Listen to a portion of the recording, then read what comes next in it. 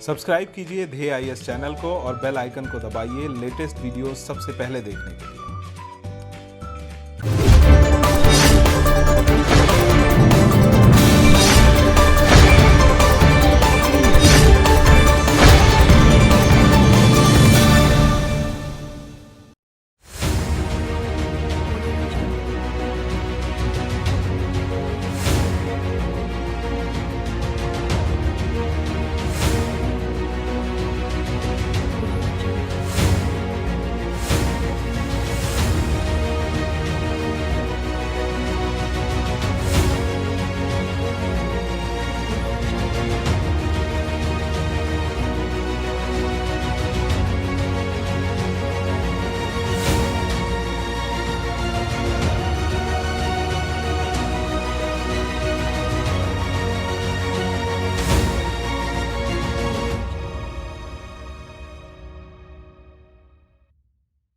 Corona जैसी महामारी ने तकरीबन दुनिया की सारी गतिविधियों को रोक सा दिया है। हालांकि जैसे तैसे सारे कार्यस्थल और संस्थानों के कामकाज धीरे धीरे पटरी पर वापस लौट रहे हैं। इन जगह पर भी उन कार्यों को वरीयता ज्यादा दी जा रही है जो काफी जरूरी है। चीजों की अहमियत के मुताबिक कामों को अहमियत दी जा रही है। भारत के सर्वोच्च न्यायालय पर भी ये बात लागू होती है। कई सारे अहम संवैधानिक मामले न्यायालय में लंबित पड़े हैं, जिन पर जल्द से जल्द न्यायालय को सुनवाई करनी चाहिए, जैसे नागरिकता संशोधन अधिनियम, चुनावी बांड मामला, जम्मू कश्मीर की हेबस कार्पस याचिकाओं का मामला आदि। हालांकि सर्वोच्च न्यायालय ने इन सभी मामलों को दरकिनार करते हुए न्यायालय ने 2 ट्वीट पर अपना गुस्सा जाहिर किया है। दरअसल प्रशांत भूषण के खिलाफ उनके 2 ट्वीट्स को लेकर सर्वोच्च न्यायालय ने ये कार्रवाई शुरू की गई है। इनमें से एक ट्वीट अभी हाल ही का है।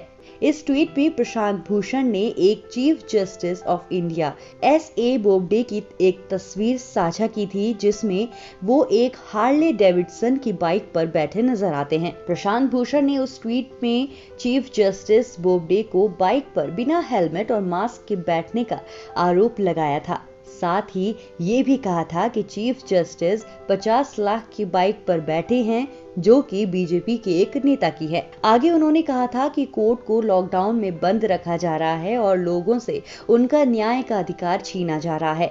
वहीं एक और ट्वीट में प्रशांत भूषण ने कहा था कि पिछले 6 सालों में देश के 4 चीफ जस्टिस लोकतंत्र बर्बाद करने में भूमिका रही है। इस मामले की सुनवाई जस्टिस अरुण मिश्रा, B.R. गवई और कृष्णा मुरारी की बेंच कर रही है। सुप्रीम कोर्ट ने प्रशांत भूषण के ट्वीट पर ट्विटर से भी पूछा है कि अवमानना की कार्यवाही शुरू होने के बाद भी उसने खुद से ट्वीट क्यों नहीं डिलीट किया। इस पर ट्विटर की ओर से पेश वकील ने जवाब में कहा कि अगर कोर्ट आदेश देता है तो ही ट्वीट डिलीट किए जा सकते हैं।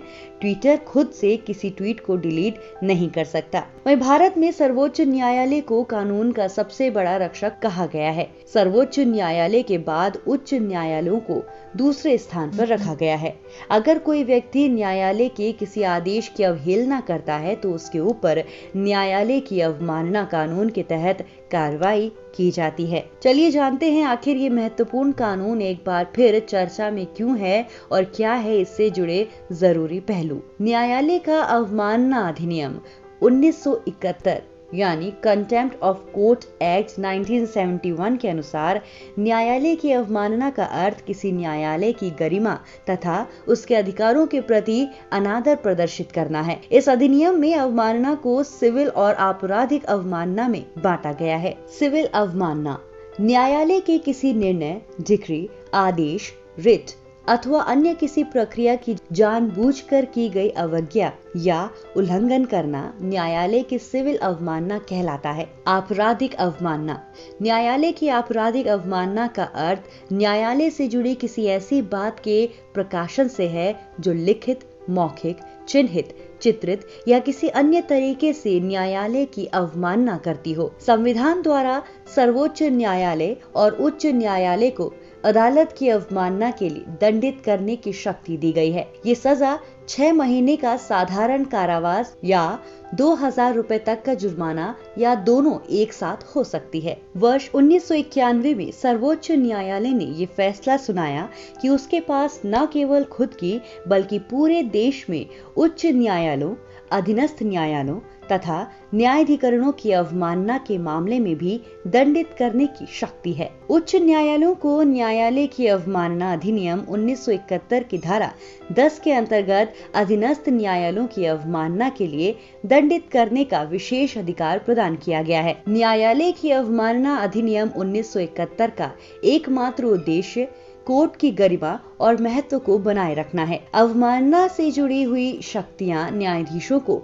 भय और पक्षपात की भावना के बिना कर्तव्यों का निर्वहन करने में सहायता करती है। अनुच्छेद 129 सुप्रीम कोर्ट को स्वयं की अवमानना के लिए दंडित करने की शक्ति देता है। अनुच्छेद 142(2) यह अनुच्छेद अवमानना के आरोप में किसी भी व्यक्ति की जांच और उसे दंडित करने के लिए सुप्रीम कोर्ट को पूरी स्वतंत्रता और शक्ति प्रदान करता है। अनुच्छेद 215 उच्च न्यायालयों को स्वयं की अवमानना के लिए दंडित करने में सक्षम बनाता है। एक और संविधान का अनुच्छेद 19 भारत के प्रत्येक नागरिक को अभिव्यक्ति एवं भाषण की स्वतंत्रता प्रदान करता है। वहीं दूसरी ओर न्यायालय की अवमानना अधिनियम 1971 द्वारा न्यायालय की कार्य प्रणाली के विरुद्ध भाषण और काम करने पर रोक भी लगाता है।